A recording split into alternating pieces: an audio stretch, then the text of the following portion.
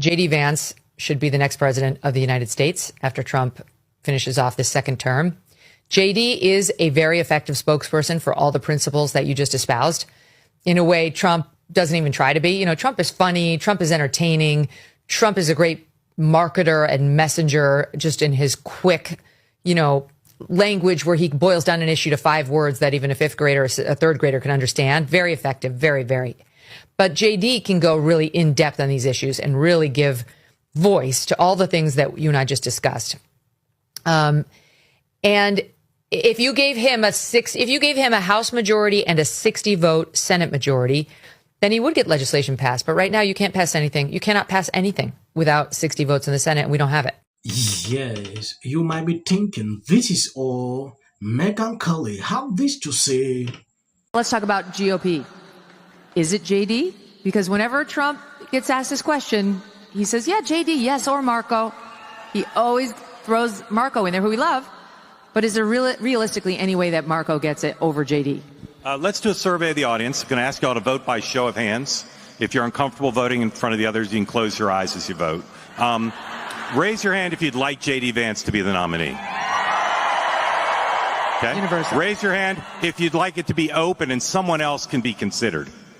Okay, next to no one, right? So there's never been, just as there's never been a field as formless and as weak as the Democrats, at least in my career, there's never been a situation like this. Incumbent vice president, Bush, 41, Reagan's vice president. Not only did Reagan not endorse him until after the nomination fight was over, but literally at the endorsement event, you can go watch it on YouTube, on C-SPAN, he called him, I'm here to endorse my vice president, George Bosh. So he mispronounced his name. Oh. Gore wanted to run. Clinton made his life miserable. They wouldn't let him do anything. When Biden was vice president, Obama said, sorry, I'm endorsing Hillary. We've never had an incumbent vice president with the full support to do all the things he does. Overseas trips, domestic trips, political operation, finance chair of the Republican National Committee. So for those of you, many, who raised your hand about wanting J.D. Vance, I think he'll be endorsed by Trump. I think he may run as a ticket with Rubio. I don't think anybody... Could we be that lucky? I don't think anybody will run against him. And I think on the current trajectory, the Democratic nomination process will start in January of 28. I think on New Year's Day, he will have $2 billion in the bank. Wow. And no opposition. So does that mean he'll be the next president? No, but he's the odds-on favorite to not only be the nominee, but to be the next president today. Yes, I was actually shocked when I saw CNN putting this out. JD Vance is the highest person, according to CNN, that is being eyed by everyone to be the Republican nominee in 2028. If you take a look at what Megyn Kelly said at the beginning of this video, that goes in line with a lot of people. During the American feast, a lot of people expected JD Vance to come out and maybe go after some people. He did not do that. He struggled to unite people. President Trump did not build a coalition by dividing people the more. He bring people together, and we saw the result. I believe this is a strategy JD Vance is putting forward. I want to ask you this question. Who do you think can be a better candidate than JD Vance in the Republican Party? It's going to be Gavin Newsom against JD Vance because JD Vance is subhuman and Gavin Newsom mugs. JD Vance is subhuman? Yeah. What makes you say that? He's got a very short total facial width to height ratio. He's obese.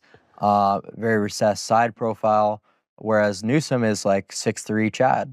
So JD's very tall. JD's got to be still 6'2", 6'3". Gavin Newsom obviously mogs him to death. So you're a Newsom head. You prefer Newsom to the vice president. I'm just telling you who's going to win.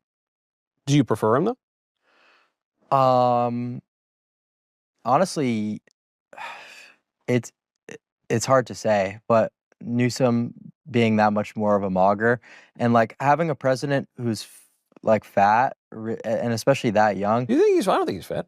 I would say he's a bigger guy for sure. He's just like, it's just embarrassing. Like, how are you fat and you expect to like lead a country? You can't even be in shape, you know? So you like let's say you got a vote. It's 2028. I'm voting now, for Gavin Newsom. You're voting for Gavin Newsom. You can't be that subhuman. So hold on.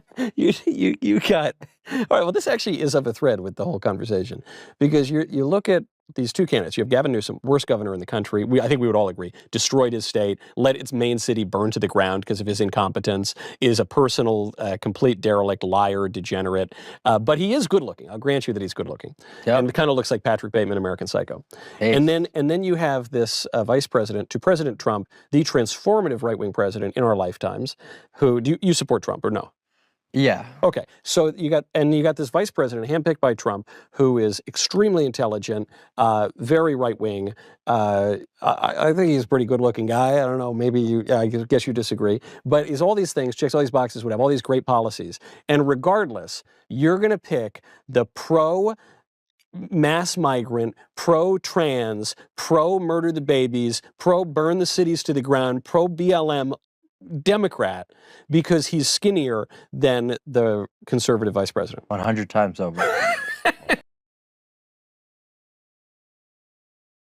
Yes, the only person that is coming up in the Democrat Party as of now, comparing with Kamala Harris and others, is Gavin Newsom. Few weeks ago, he was destroyed by this Hollywood actress. When you take a look at this actress, Halle Berry, just ended Gavin Newsom's whole career for millions to see. He overlooked women, half the population, by devaluing us. In midlife, he probably should not be our next president either. Just saying, do you support this? I saw Nicki Minaj coming out to go after Gavin Newsom. That should tell you a lot how people dislike this guy. I'm praying that he should run against JD Vance in 2028. Yeah, because that is the only person, Democrat, that I'm thinking he's brave enough, because he came on social media, started imitating Trump, going after JD Vance, and he came with this meme. It was a trend on social media. That should tell you a lot what is going on. Like I said, I really don't want to go deep into this now. We still have a long time to go. Let's observe. But as of now, JD Vance is the only person. Back in my great state of California, my very own governor, Gavin Newsom, has vetoed our menopause bill, not 1, but 2 years in a row. But that's okay, because he's not going to be governor forever.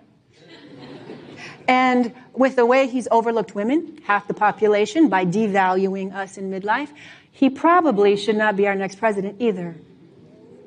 Just saying.